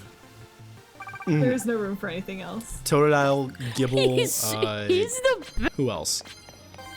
Okay, I'm not Dolphin. knocking anyone. I don't know if Muck counts and Grimer. best. I Everything. think they Mega have Ball at least Guy. one This- thought. Mega Ball guy or Ultra Ball guy should give me what Mega Ball? Where the hell was I getting Mega Ball from? It's like the ball guy from Sword and Shield. For a second, I'm like, is he in this game? Like, I did not No, miss that. these trainers have Ultra Ball pattern hats. In Oh. the ZA Royales each night, there are certain archetypes of trainers that keep popping up. Cafe workers give you coffees that heal your entire Pokemon. Ultra Ball guys give you cards that generally are pretty generous in points. The one thing that's annoying about this battle zone is the fact that it is less vertical than some of the other ones. So, speaking of Pokemon going through, that pavilion just went right through me. Oh, secretly ghost type. Secretly ghost type. Terrestrialization is real in this game. Speaking of all forms of battle gimmicks being in one singular game, anyone excited for Pokemon Champions at any point? That's going to be fun with whatever the heck they're going to just all toss into that. Megas. Right, because there are so many my different God. mechanics. Yeah. It's been a while since I had done Mega Evolutions as a mechanic, because, it's been a while since I played X and Y, but it's fun to go back to it and be like, oh wait, this Yeah. was a really cool thing. I'm not gonna lie. I honestly liked terrestrialization. I know it wasn't like everyone's cup of tea, but it was like a fairly... What it did for like competitive Pokemon was pretty interesting. Yeah. No, as a competitive mechanic, I think it's fantastic. I do think it misses out on the bonus forms of Pokemon that you get with stuff like Mega Evolution or Gigantamaxing, which were always kind of fun to see and discover. Like playing this game and then the DLC and just seeing brand new Pokemon, even though new Pokemon weren't really released, just from these extra forms, Yeah. was such a fun treat. Yeah, all I the... was so unspoiled for so many of them, too. I think there's one new Mega that got introduced that I had a genuine, like, honest, fresh, unspoiled reaction to. It is one of my favorite Pokemon, and I popped off so hard and then immediately had to do the fight. Right, I know. And then I was like, oh no. But it is that feeling, that just incredible, like, sudden excitement of something new in your game. I do think that, like, that's where Terastallization, I think, misses a little bit, but you still get to see sparkly Pokemon, and so that's kind of fun, yeah, too. I'd say I like Terastallization more than I liked Z-moves. That's fair. I can see that one for sure. Because I think it's nice that every Pokemon can use some of those, as opposed to Mega, which is like, he better be Lucario, or something else that a lot of people like. Or he could be Charizard and get 2 of them. You could be Lucario and get 2 of them. That's true. Right, too. Basically, if you're cool enough. I mean, it's one of those things where I think it would have been funny if they did Charizard Z, but that's just because, like, Charizard's one of my favorite Pokemon. I am the problem. I am one of the reasons they give it so many forms. But Charizard Y is just so freaking cool. Anyway, we're using Charizard right there. We're using Absol here to quickly clear out these guards at Dene. Mostly because we want to keep boys as fresh as possible for the next fight. Because Vinny has some business with us, and I think at this point you can kind of guess what that business is. And I feel like I've probably stopped pacing a long time ago, so with how that last battle zone went, so I'm just gonna heal Wa up real quick, and we're going to tactically roll our way over. Time will be coming up at the fade out after us getting to rank F after this fight with Vinny. So be ready on time in just a little bit.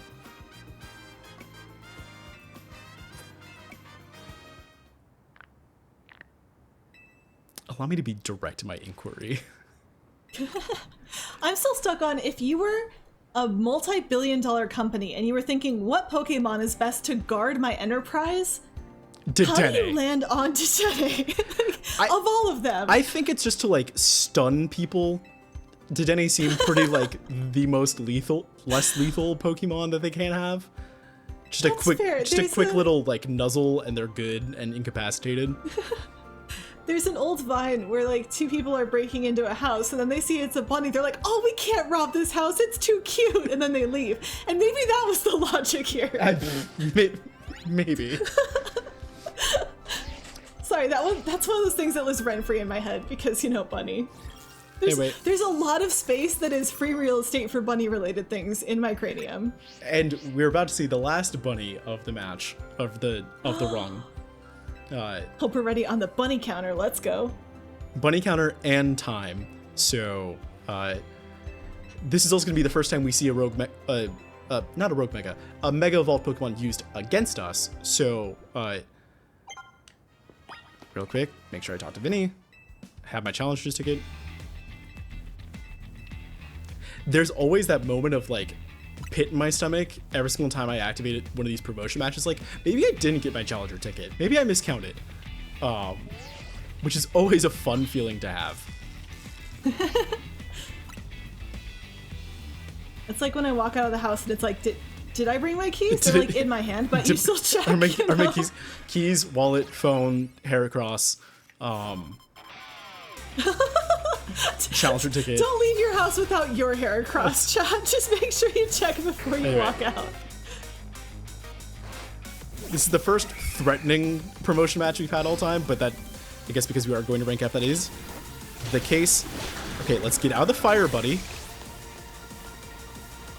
I love how they'll just stand there unless you told them to move. Bunnery! Yes! Bunny! Bunny! Hit that bunny counter, everyone! And Let's go! I did not get gone, charmed, but... so this fight should be fairly easy because Sharpedo does get to go down in one Brick Break as opposed to a Brick Break and another move.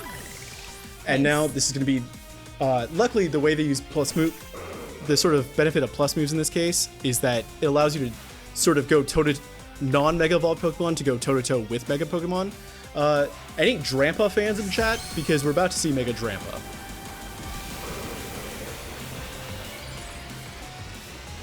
I'm a Drampa fan. I'm not, well, I am in chat too, I guess. Anyway, plus Brick Break and plus Pin Missile. Aerial Ace, please. Oh my gosh. Oh my gosh. Fun What with is time, by the way? ranges. So time is going to come up when we fade out after the animation of us going up to rank F. Okay. So we have this Soon. little bit of text. That's like another 30-second cutscene, 25-second cutscene or something. Processing special promotion.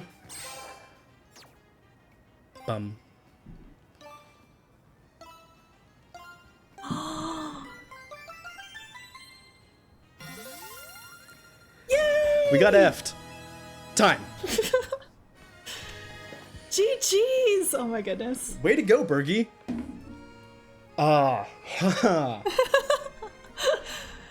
That was I love that little sequence where it's like, let's just skip all the letters. I have pulled stream up in this instance just to watch back at the end here, and I did, in fact, PB. You timer got Yeah, cleared. congratulations! If Basketball one made the PB! yeah, that was about in PB by a minute. Whew. Everyone stop praying for Oh my my grandpa. gosh. He's too strong. Anyway, that has been everything for me, and Pokemon Legends EA rank F. I'm just gonna go straight into shoutouts because it's been 2 hours already. Let's do it. I've been Professor Burtch. You can find me on actually, Rara, you go first. So Rara's computer got taken over by Rodom. No, And so she's cheering us on from I the was chat. wondering why she stopped talking. No. Shoutouts to Chibi Carrera. You can find Chibi Carrera shouts at to Carrera. twitch.tv/Chibi Carrera. That is twitch.tv/Chibi Carrera.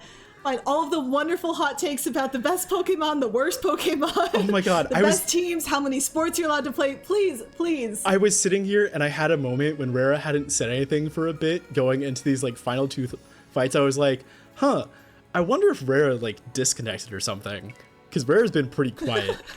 Anyway, all that being said, if you want more Pokemon basketball Marxist hot takes, feel free to follow me anywhere on the internet that you can find me at ProfessorBurtch, whether that's Twitch, Blue Sky, YouTube, what have you, Carrier Pigeon, Carrier Pit of. I'm going to be running a lot more of this game. If you want to see me do this again, I will be on Make Your Own Victory on GDQ Hotfix this upcoming Monday. But other than that, I've been Professor Burtch, and you have all been lovely and wonderful, and I will see you in the next one. Peace. That was beautiful. Thank you so much. We are going to head to a quick break, but stick around for some final messages coming up soon.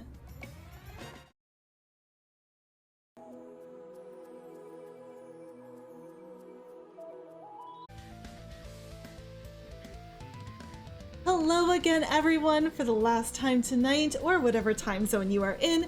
Thank you again for hanging out with us today, watching that incredible Pokemon run. It was a PB, that was super cool, and it was so fun hearing all of your thoughts on Pokemon teas, Pokemon basketball, and all the other things we discussed throughout this showcase.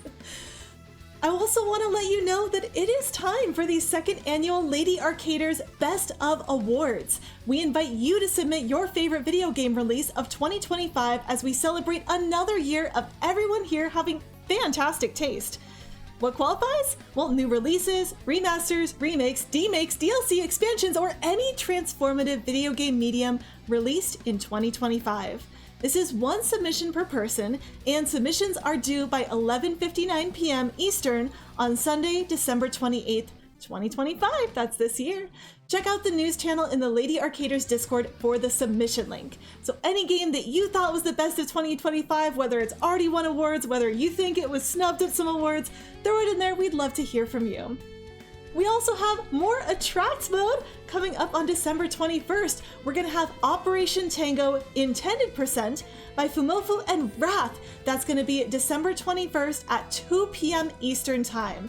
And if you're not familiar with that game, it is a really cool one. Announced in 2020, Operation Tango is an asymmetrical cooperative game that puts the player in control of either Angel, a field operative, or Alistair, a top hacker, tasked with saving the world by investigating and locating a global cybercriminal named Cypher.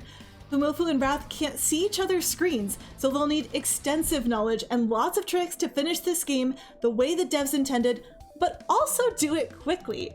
This is a game I myself have played with my sibling. It was super fun, super cute. Definitely interested to see what the speed tech looks like, especially along an intended route. That's kind of a fun, unique category. So again, if you want to tune in and see that Operation Tango intended percent run, that's going to be right here on this channel, December 21st at 2 p.m. Eastern. For tonight, though, that does wrap up our showcase. Again, thank you all so much for being here. It was fantastic having you all. We are going to be passing on the love to another wonderful streamer. It's gonna be Shabda. I'll give you a sneak peek. So please stick around for the raid, send your love on to our next streamer, and have a wonderful rest of your day. Thanks, everyone.